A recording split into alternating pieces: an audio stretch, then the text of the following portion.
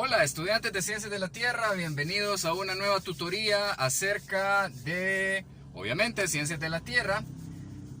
Hoy, mientras hago mandados, porque en esta cuarentena hoy me toca salir a la calle, vamos a hablar acerca de el cambio climático y el fenómeno del Niño, oscilación del sur.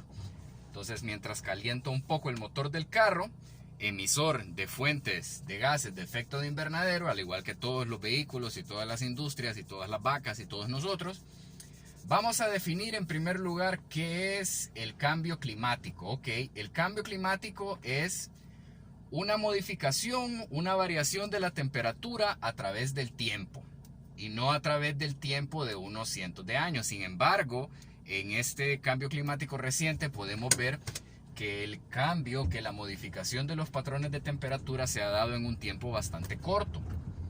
Ahora, ¿por qué sucede esto? ¿Por qué sucede el cambio climático? El cambio climático sucede por una variedad de factores, entre ellos climáticos, bueno, obviamente climáticos, geológicos, humanos y espaciales también. Vean de que el último cambio climático realmente así fuerte que hubo se dio durante la última glaciación hace bastante tiempo. O sea, cuando el hombre entró a América por el estrecho de Bering hace 40.000 años, fue durante una glaciación porque el polo estaba congelado y se había construido un puente natural de hielo sobre Alaska, sobre Bering y estos lados. Ahora, ¿es culpa de nosotros el cambio climático? En parte sí, en parte no. Como les decía, el cambio climático es un fenómeno natural, es decir, con o sin nosotros va a suceder, porque son cosas que pasan. Sin embargo, el hombre acelera el proceso porque inyecta de manera artificial, es decir, a través de las actividades que nosotros desarrollamos, inyectamos mayor cantidad de gases de efecto de invernadero a la atmósfera. ¿Y qué son los gases de efecto de invernadero? Bueno, el vapor de agua, las nubes, es un gas de efecto de invernadero. Los óxidos de nitrógeno que vienen de industrias y vienen de otro tipo de combustión. El dióxido de carbono que viene de la combustión de la madera, de la combustión de los automóviles, del aire que nosotros exhalamos al respirar, también es dióxido de carbono. Otro gas de efecto de invernadero es el metano, que viene de la descomposición de la materia orgánica y de las flatulencias de las vacas, que es una gran fuente de gases de efecto de invernadero. Entonces, esos son varios de los efectos varios de los gases de efecto de invernadero. Si salen en este momento desde sus casas y ven cómo está la ciudad, por ejemplo, aquí me voy a detener un momento para que vean ustedes cómo está la ciudad desaturada de humo. Ahora, ¿cómo funciona el efecto de invernadero en relación a estos gases? Y para entenderlo, tienen que ver esto desde un fenómeno enteramente del espacio, ¿sí? Ahora, yo les muestro acá, voy a detenerme un poco a ver si no voy a tener problemas con las autoridades. Vamos a mover un poquito. No, este no es el que... Sí, este es el que tengo que mover. Ups.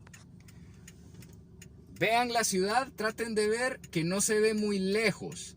Ven que está todo lleno de humo. Bueno, creo que no se mira tan bien como hubiera querido, pero háganse la idea de que se mira todo lleno de humo, ¿eh? Ahí se mira menos. Bueno, no se pudo lo que quería hacer, pero se hace lo que se puede. Entonces, ¿qué sucede con todo este humo? ¿Qué sucede con todo esto? El calor que entra del cielo, es decir, los rayos solares, los fotones están cargados de energía. Esta energía, este calor, pega en la superficie de la Tierra y parte de ese calor es absorbido por el agua, es absorbido por los árboles, es absorbido por los edificios, por el concreto. Pero no todo ese calor es absorbido y parte de ese calor regresa al espacio, regresa de vuelta a la atmósfera y escapa al espacio. Y hasta ahí todo bien. Sin embargo, como está todo este humo y están las nubes y está todo lo demás, el calor no puede escapar y rebota en las nubes y regresa de vuelta al cielo creando un efecto exacerbado de calor. este calor es lo que entonces llamamos el efecto de invernadero y se acrecenta, se hace más feo, se hace más caliente ahora durante el verano porque es cuando más pega el sol y es cuando más humo hay en la atmósfera. Entonces ese es el efecto de invernadero. Ahora, ¿por qué es importante el cambio climático? Bueno, el cambio climático es algo que nos está afectando absolutamente a todos. No hay parte del planeta que se esté escapando.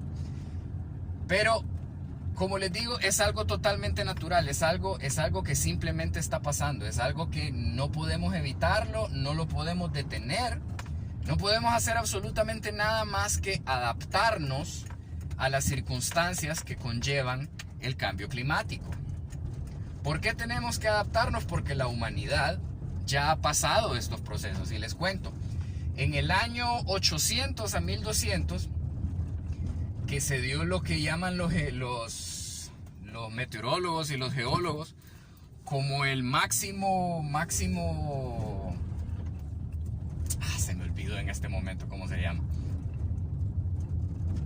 como el máximo caliente, algo. Ahí está en las diapositivas, se me olvidó el nombre ahorita por ir manejando, porque aparentemente no puedo hacer dos cosas al mismo tiempo y esto es un gran reto. Fue un momento en la historia de la Tierra, hace ¿qué? 1000 años, 1200 años, máximo térmico, así se llama, en que la actividad volcánica se redujo, los patrones de corriente oceánica cambiaron y la Tierra estaba cruzando un momento en que la radiación solar a nivel planetario era mayor. Entonces esto hizo de que la Tierra se calentara un montón y la temperatura fue alrededor de 1 grado más arriba de lo que normalmente era en todo el planeta y habían viñedos, por ejemplo, en el norte de Europa, cuando los viñedos se pegan a donde el clima es más seco. Y bueno, posterior a eso, allá por el año 1200, 1300, cuando empezó la peste negra en Europa y un montón de gente se murió a nivel planetario, la reducción de esta población en la Tierra hizo de que lo que los geólogos también llaman la pequeña edad de hielo y las temperaturas se fueron para abajo. Entonces vean de que esto fluctúa y hace 1200, hace 800 años no había era industrial. Esto comenzó en los 1700 cuando empezamos a inyectarle CO2 a la atmósfera de manera exagerada con la industria. Aquí estoy en el semáforo del arbolito, los que van siguiendo por donde voy. Estamos en Tegucigalpa, por cierto. Ajá, ya se puso en verde. ¡Vámonos! Chavo de la moto, cuidado. Ok. Entonces el cambio climático no lo vamos a detener, pero podemos adaptarnos al cambio climático. Y la primera cosa que tenemos que hacer para adaptarnos al cambio climático es dejar de decirle calentamiento global. Porque el calentamiento global y el cambio climático no son la misma cosa. De hecho, el calentamiento global es una consecuencia del cambio climático, ¿sí? Porque no en todos los lugares de la Tierra la cosa se está poniendo más caliente. Porque de nuevo, no es lo mismo clima y tiempo. Tiempo es cómo están las condiciones atmosféricas el día de hoy o el día de ayer o cómo van a estar el día de mañana, cuando sea mañana. El clima, por otro lado, es cómo han sido las circunstancias del tiempo a través de una temporada, por ejemplo, 10 años, 20 años, 100 años. El clima de Honduras es caliente, pero en Tegucigalpa es fresco. Eso es lo que les van a decir del clima. Obviamente no es del todo acertado. Entonces, calentamiento global es una consecuencia del cambio climático. Sequía es una consecuencia del cambio climático. Modificación de los patrones de la lluvia es una consecuencia del cambio climático. Calentamiento global es lo que es, pero no es cambio climático. ¿Ok? Son cosas diferentes. Uno es consecuencia de la otra. El calentamiento global es consecuencia del cambio climático.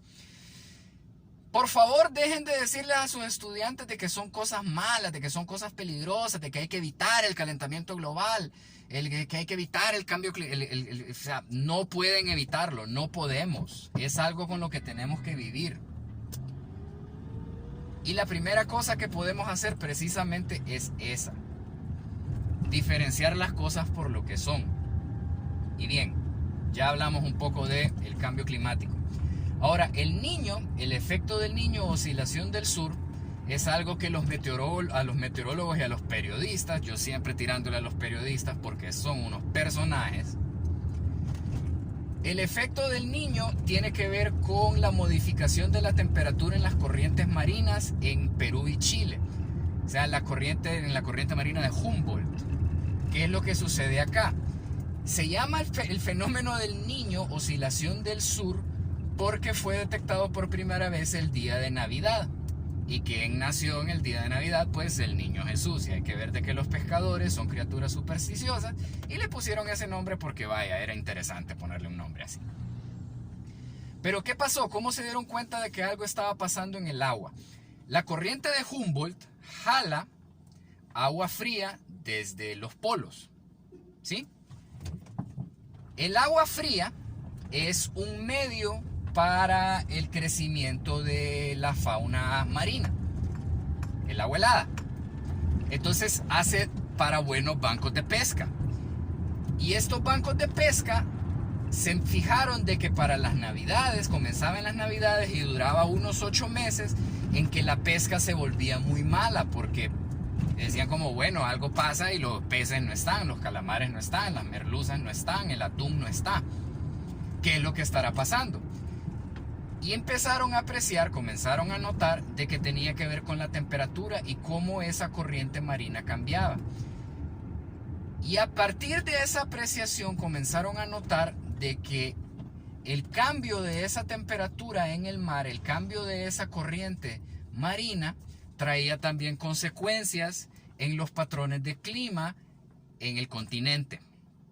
Y de ahí es a donde viene la importancia de las corrientes marinas y cómo afectan todo lo demás. Eso es la corriente del Niño, el efecto del Niño. Que en Honduras el Niño nos produce sequía y la Niña nos produce lluvia. Ahora, ¿tiene que ver con el cambio climático esto? Claro, tiene que ver con el cambio climático, porque el cambio climático tiene la capacidad de modificar de un montón de patrones en la Tierra, pero esto es totalmente normal. Lo único acertado y lo único que es constante en la Tierra es el cambio. La Tierra no es estática. Los dinosaurios, cuando vivieron hace 100 millones de años, vivían en una tierra más caliente. Los mamuts, que vivieron hace 100.000 años, 200.000 años, vivían en una tierra más helada. Nada es constante en la Tierra, siempre está cambiando la Tierra. Y nosotros tenemos que cambiar alrededor de los patrones de esta, ¿sí? Entonces ya hablamos un poquito sobre el cambio climático, es un proceso natural. Nosotros lo aceleramos, sí, porque nosotros inyectamos gases a la atmósfera. Como pudieron ver en la atmósfera ahorita, como pudieron ver, el cielo está lleno de humo por los incendios, por los carros, por la industria, por todo lo demás. Y eso hace de que las concentraciones de dióxido de carbono y de los demás gases en la atmósfera, que sean las partes por millón que van a escuchar, que ahorita estamos por encima de las 400 partes por millón de dióxido de carbono en la atmósfera, y esto hace de que esté más caliente. Sí, es así. Y entonces, en consecuencia, esto hace de que los patrones del clima cambien más rápido y la temperatura aumente cada vez más rápido. Si no estuviéramos los humanos, este proceso sería muchísimo más largo, sería más lento. Lo que antes duraba un proceso como de 100.000 años, ahora nosotros lo estamos acrecentando como en, digamos que en 1000 años. Y la temperatura va a aumentar, sí. Y hay diversos escenarios que plantean los científicos, pero en ninguno de los escenarios tenemos realmente cuál va a ser la idea, qué es lo que va a pasar. Entonces, por lo tanto, tenemos que adaptarnos. ¿Y cómo nos vamos a adaptar? Primero, llamando las cosas por lo que son. Segundo, sembrando árboles. Tercero, camine más. No coma tanta carne, porque viera cómo las vacas tienen que ver con esto. La cría de ganado tiene muchísimo que ver con el acrecentamiento de la temperatura y los procesos exacerbados de cambio climático. Cámbiense a una dieta vegetariana. no gaste tanta agua, no gaste tanta electricidad, porque también sucede otra cosa interesante. En Honduras, buena parte, y esto vamos a hablar en la siguiente tutoría, en Honduras buena parte de la electricidad que consumimos viene de fuentes sucias, es decir, de fuentes no renovables, es decir, de diésel y búnker. El búnker es un tipo de gas derivado es un combustible derivado del petróleo pesado. ¿Y qué pasa? Cuando consumimos electricidad sucia, esto produce CO2 y va de vuelta a la atmósfera. Y este gas aumenta la temperatura. ¿Y qué es lo que hacemos nosotros para evitar el calor? Prendemos el abanico, y para alimentar el abanico tenemos que usar electricidad. ¿Y de dónde viene la electricidad? De fuentes sucias. Entonces vean que es un círculo vicioso en el que estamos haciendo más preponderante el cambio climático. Por eso es que es la importancia de las energías renovables. Les voy a dejar adelantado para la siguiente clase.